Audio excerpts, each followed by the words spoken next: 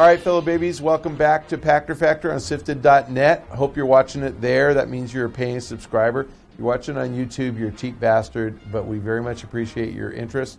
You can join SIFTD for $30 a year, a cup of coffee a month. Come on. Shane needs the money because he's going to try to give you more content and make SIFTD even better and keep us going. So please consider joining SIFTD.net. Here, we're getting to the questions. Our first question this week comes from Twitter, from @NickOnline1. Does Nintendo have enough resources to survive if the NX sells poorly? Must the NX be a hit for the company?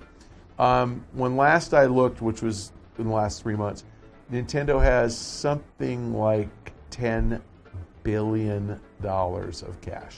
That's billion. Yeah, they're fine. I think that kind of worst case, if the NX is a bust, they'll lose $500 million, and so they'll have $9.5 billion left. So no chance. I would be shocked if Nintendo ever lost more than $500 million ever. In a typical year, they make between 300 and 500 million since the heyday of the Wii. So since maybe 2010, last 5 years, they've made money pretty much every year. I think their operating profit last year was around 50 billion yen, slightly less, but because they missed, but it wasn't horribly less. Divide 50 billion by, call it 100 yen per dollar, it's about $500 million. So, they tend to make $500 million, and that's why their cash balance goes up. It would really be hard for them to lose $500 million. Every time I've ever criticized that company and its management, including its late president, it wasn't because they were running the company to the ground and about to go bankrupt. It was because I didn't think they were generating enough profit on the phenomenal assets they have. So I'm not critical of these guys in the way that you would be worried. It's sort of like criticizing your kid for getting a B in school instead of an A. That doesn't mean they're about to start selling crack on the street corner. It's not the same thing. If your kid gets a B, they're not going to jail. It doesn't mean they'll never move out. So Nintendo not making as much money is like your A student child getting a B. They're just not doing as well as they could. That's all I've ever met. So the answer is, must NX be a hit for the company? Doesn't have to be. As long as they keep producing great content, and they've never wavered, they produce great content, they'll be fine. I just don't think they're going to maximize their profits without having a good hardware strategy and a good software strategy. And I frankly think handhelds are challenged because mobile has become the way people play, most people play games. And console is challenged because they've been underpowered the last couple of generations, and they're trying to be cute with these different kind of hybrid devices with a game pad instead of a controller, and nobody really liked it. So the Wii U didn't work. Their failure in hardware has cost them third-party support because third parties can't afford to make a game for a 10 million installed base Wii U that could be discontinued at any time. The NX, I think you're going to see very low third-party support outside of Japan unless the thing is a hit. And so I mean, my criticism of them is just that they've kind of squandered a big lead they had in hardware and kind of gone from first to worst quickly on the console side. But no, I don't think the NX has to be a success for Nintendo to survive. Okay, our next question from Twitter is from, I hope it's 0SDP. Does the sports-like emotional investment gamers have with console manufacturers, fanboys, make video games a more volatile industry? Look, I would say it's worse than sports. It's more like religion. It's more like religion and politics. I mean, there are guys who are rabid sports fans. I am. But to be honest with you, like when the Rams moved from LA, I became a Raiders fan. And when the Raiders moved from LA, I became a, Patriots fan. It was okay. Oh. I even like the Steelers occasionally. There you go. I even like the 49ers occasionally. I kind of like not having a local team because I can root for whoever I want. But that's different. It's like people are invested in their religion and their politics. You can't have an argument with people about whether Donald Trump is good or bad because they're so emotional about it. So I think games are more like that. And I think people who like their Xbox are just like people who like Trump. and people who like their PlayStation are like people who like Ted Cruz, and people who like Nintendo are people who like Bernie Sanders. It's like that. Volatile in terms of inflammatory, yes. Volatile in terms of sales, not at all. It's good, it's healthy to have a lot of people engaged. So let's keep with the political analogy. The more engaged consumers are, the more likely that you're going to get a lot written about the industry and a lot of people interested, and that makes sales go up, just like with elections. The more engaged people are with Trump and Cruz and Sanders and Clinton, the more interest there is in the outcome of the election and likelihood that more people will vote. So I think the more passionate the gamers are about the product that they consume and the more they talk about it, the better for everybody. I think you get better games if people are vocal about it. So yes, it's a volatile industry in a good way. No, I don't think it's bad that people have this passion for Nintendo or for Microsoft or for Sony. I think it's healthy. The thing I don't quite understand is why people give me shit about it. Like, I am just doing my job. Like, I don't care if you like Nintendo more than Microsoft, or you like Sony more than Nintendo, or you like Microsoft more than Sony. They all produce quality products that can be enjoyed by anybody. And if you prefer one over another, God bless you. You know, if you mean, will people abandon their favorite if it does poorly? I don't think so. And I think the success of the Xbox 360 showed that a lot of PlayStation 2 owners switched over. The success of the PS4 shows that a lot of Xbox 360 owners switched over, and a lot of Nintendo Wii owners switched over.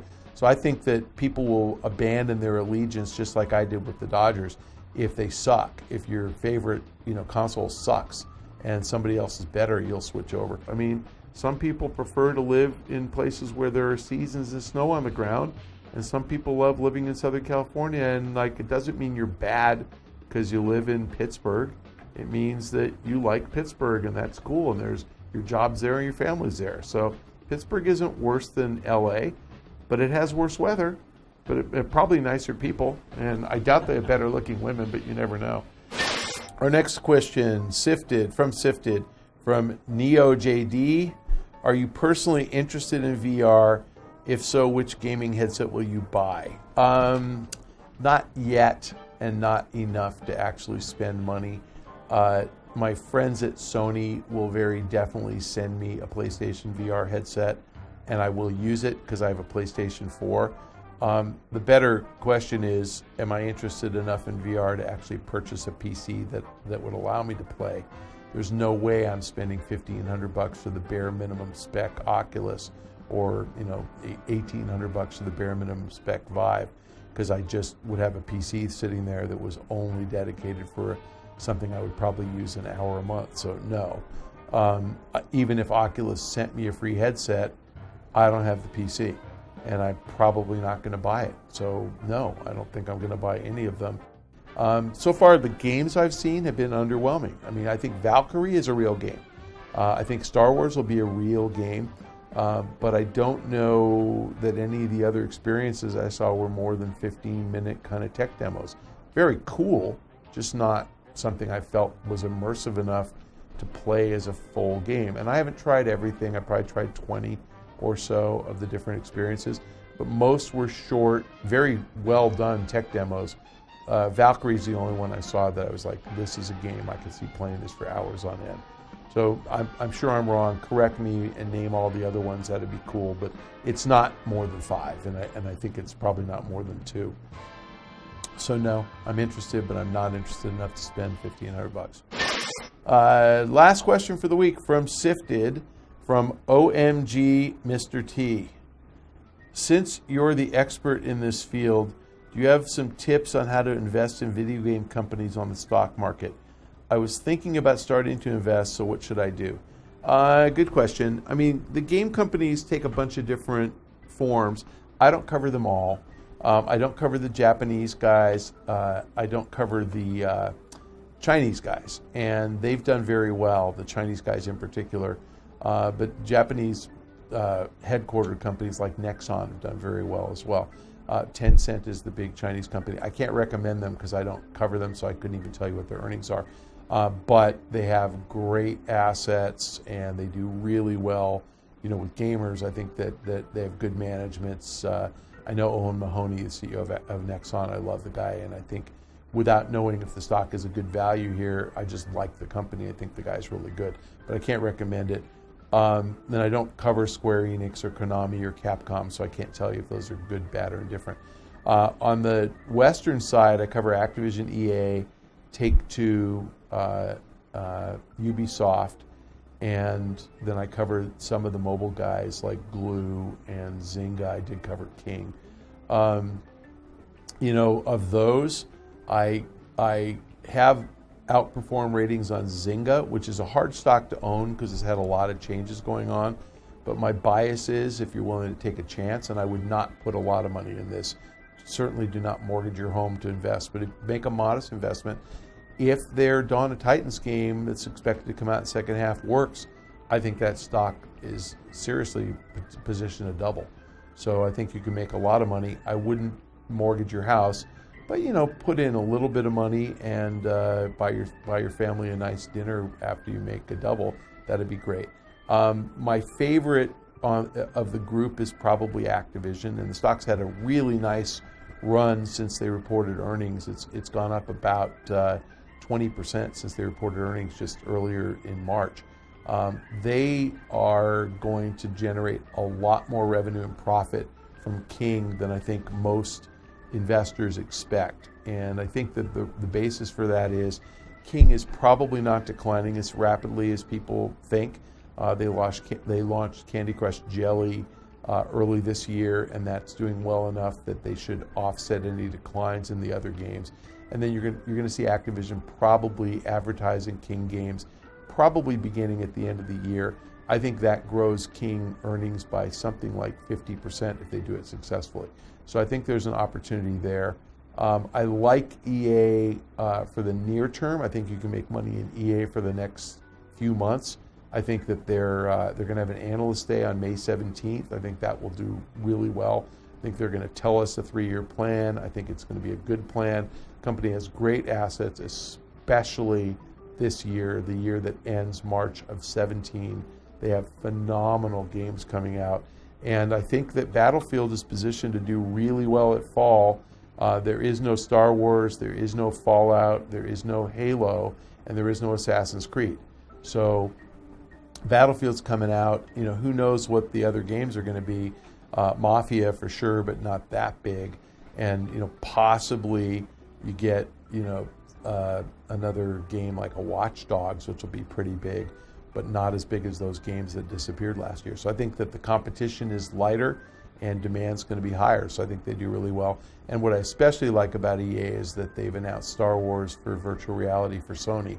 I don't know when that's coming out, but I expect Sony to sell 5 million VR headsets and probably 10 million by the end of 17 and 15 million by the end of 18. So those people are going to be looking for games, and Star Wars is a game that I think is a natural.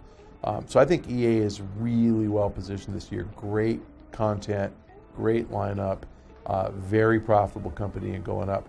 I'm less of a fan of Take-Two, not because there's anything wrong with them, but because the stock has gone from literally single digits to 37. So it's had a giant move, and we don't have any visibility in their portfolio. So I don't hate them by any means, but I don't know when the next Rockstar game's coming out or what it is.